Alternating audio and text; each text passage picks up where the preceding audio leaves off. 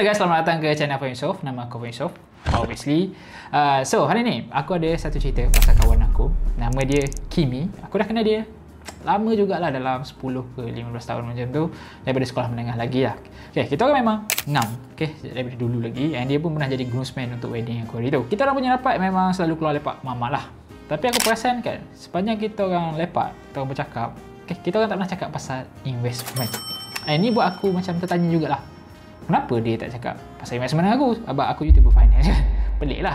So aku tanyalah dia direct, Kimi, berapa muda pernah cakap pasal investment dengan aku? And dia pun reply, simple je, aku tak tahu gua ni nak start invest. Reply dia tu sebenarnya agak sakitkan hati aku lah. Okay, sebab aku dah buat 120 video dalam channel aku, takkan satu pun kau tak tengok kan? Lampau. Tapi ayat dia tu juga sebenarnya buat macam aku terdetik lah. Kalau aku ada dekat position Kimi sekarang, macam mana aku akan ajar diri aku sendiri untuk invest di tahun 2025 kalau aku tak tahu apa-apa langsung pasal investment. So, sebab tu, hari ni aku buat video ni sebenarnya untuk ajar orang yang tak tahu apa-apa langsung pasal investment untuk start invest. Okay? Kenapa kau patut invest?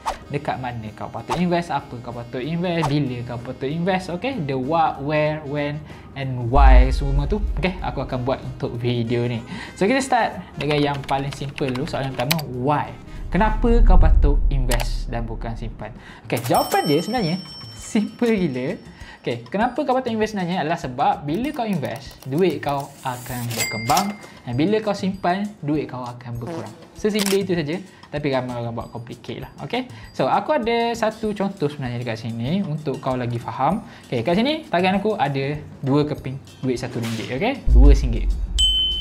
Okay, kalau kau tengok dekat sini apa yang kau nampak adalah 2 duit RM1 yang dicetak tahun berbeza. Yang ni dicetak tahun 2015, satu lagi dicetak tahun 2025. Kalau aku bagi kau duit ni, kau pegang, kau rasa, kau tengok, kau memang akan cakap ni RM1. Nilai dia RM1 lah kan? Physically, yes, tapi nilai dia sebenar kalau kau tengok dari tahun dia cetak, jauh sangat berbeza. Okay? Duit RM1 di tahun 2025 nilai dia cuma 77 sen kalau nak compare dengan tahun 2015. So dia dah jatuh 23%. So instead of macam ni rupa dia patut jadi macam ni. Okay. Sebab tu dulu kalau ada RM1 pun kau dah boleh beli roti canai kosong sekeping. Okay. Sekarang dah tak boleh. So bukan harga barang yang naik sebenarnya, nilai duit RM1 kau yang jatuh sebenarnya. Precisely, kau dah hilang sebanyak 3% untuk setiap ringgit yang kau ada setiap tahun. Sebab tu, kalau kau tak guna langsung duit kau sekarang, kau letak somewhere lah sebagai simpanan kononnya, duit kau tu sebenarnya dimakan oleh inflasi senyap-senyap setiap tahun. Lagi lama kau simpan, lagi susuk nilai duit kau tu. 3%, 3%, 3% setiap tahun. Jadi, untuk kau lawan 3% ni, jawapan dia senang sangat. Kau letaklah duit kau tu dekat tempat yang boleh bagi lebih daripada 3%. Contohnya macam investment. Okay? Investment global boleh bagi 8% setahun. 8% tolak 3%, dah untung bersih 5% dekat situ. Simple, betul tak? Okay? So kalau kau ada RM10,000, kau nak simpan atau kau nak invest? Kau nak ada RM4,000 20 tahun akan datang atau kau nak ada RM40,000 20 tahun akan datang? Obviously aku akan pilih RM40,000 lah. Soalan seterusnya pula, saham mana yang kau patut beli? The what? Okay, terkadang aku cakap dekat sini, aku tak tahu jawapan kepada soalan ni sebab aku pun bukan pandai sangat buat research pasal saham. Nak cari satu-satu mana saham yang bagus tu, kau kena genius gila dan kau kena bernasib baik gila. Aku tak genius, aku tak bernasib baik. So aku buat benda paling senang saja yang aku boleh buat, iaitu aku beli semua saham yang bagus sekaligus. Dan benda ni kau pun boleh beli juga. Nama dia ETF. Okay? ETF ni kau bayangkan je lah macam satu package yang ada semua 500 saham terbaik dekat US dan dia letak pada satu harga saja. Yang bagusnya, ETF ni pula dia ada banyak version.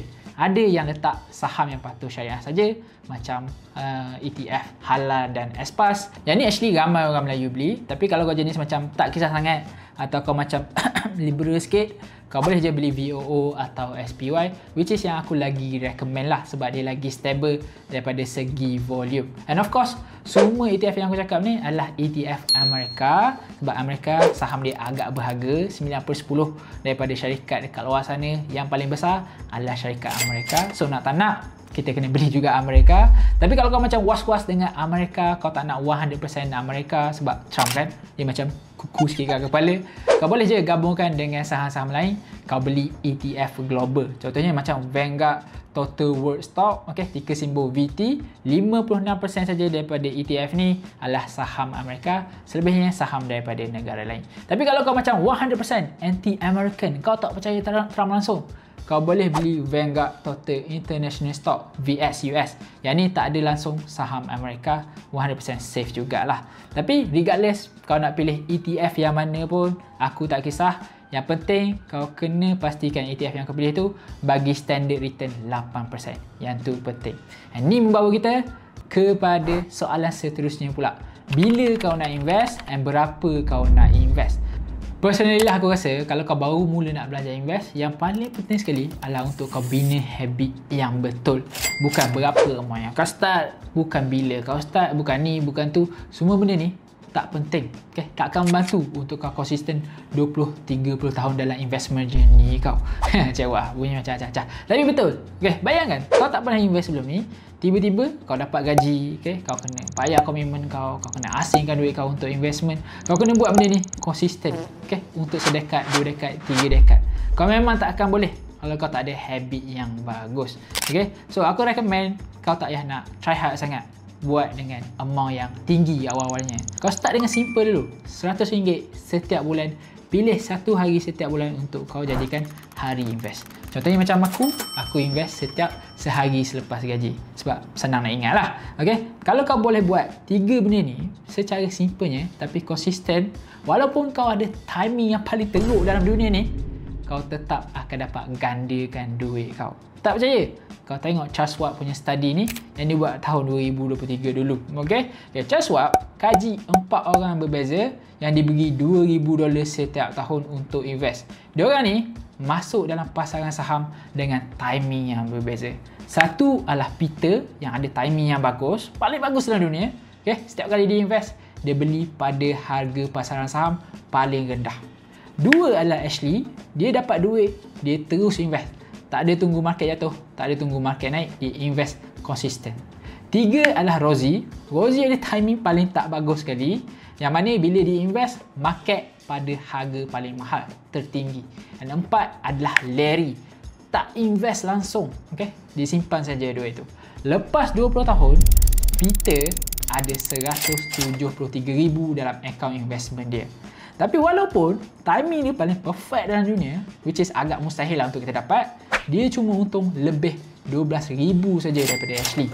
Rosie pula, walaupun timing tak bagus langsung, dia still ada 141,000. Jauh tinggalkan Larry yang tak invest langsung. So dalam 4 orang ni, agak mustahil untuk kau jadi macam Peter, agak mustahil untuk kau jadi macam Rosie. Sebab kau tak akan ada timing yang paling perfect dalam dunia ni bila kau invest. Kau juga tak akan ada timing yang paling teruk dalam dunia ni bila kau invest. So yang paling possible dekat sini adalah untuk kau jadi macam Ashley kalau kau konsisten invest setiap bulan. Macam tu je. Ya, investing memang macam tu. Tak glamour and bosan. Tapi at least kau tak akan jadi macam Larry yang ada 60,000 je bila dia bersara. Okay? Alright, finally kita pergi dekat the big question. Where? Kat mana kau nak beli saham? Okay, aku tahu kalau lahir dekat Malaysia, Malaysia ni ada banyak tempat yang kau boleh beli saham. Tapi kalau kau nak cari tempat yang murah dan juga tempat yang selamat berlesen, yang paling aku recommend adalah untuk kau beli dekat Mumu. Video ni tak di-sponsor by the way, tapi aku tahu tempat ni sebab aku pun dah start guna Mumu untuk aku beli ETF. Dan kebetulan ETF yang aku mention tadi macam SPUS, Halal, VOO, SPY, semuanya kau boleh beli dekat Mumu serendah, drum roll please, RM25 saja. Tapi kau janganlah invest RM25 sebulan, okay? At least RM100 minimum lah untuk kau invest setiap bulan. Aku tak paksa untuk kau deposit tinggi-tinggi, tapi kalau kau ada duit lebih, at least aku nak kau claim lah RM140 percuma ni. Cara dia senang aja, okay? Kau search exclusive deposit kat app Mumu, kau pilih bank mana yang kau nak deposit, and then masukkan kod aku AFAM1, masukkan RM1,000 secara langsam atau sikit-sikit sampai cukup RM1,000, and then kau akan dapat RM140 bonus reward tu lah. Lepas kau deposit and kau rasa macam nak terus invest duit kau tu, kau boleh check out video aku yang aku dah buat pasal cara nak beli saham dalam Momo. Kat sini aku explain cara nak beli saham dividend dan juga cara nak beli saham growth. And actually, beli ETF tu lebih kurang macam cara nak beli saham growth dalam video ni. So check it out kalau kau consider untuk beli saham ETF dalam Momo. Alright, so itu saja untuk video kali ini. Kalau kau noob macam Kimi, tak tahu apa-apa pasal investment, kau boleh tanya dalam ruangan kat bawah. Aku happy nak share dengan kau semua benda pasal investment start daripada zero. Okay, so tanya aja kat situ and aku akan reply. Okay, see you in the next video. Thank you for watching and bye bye.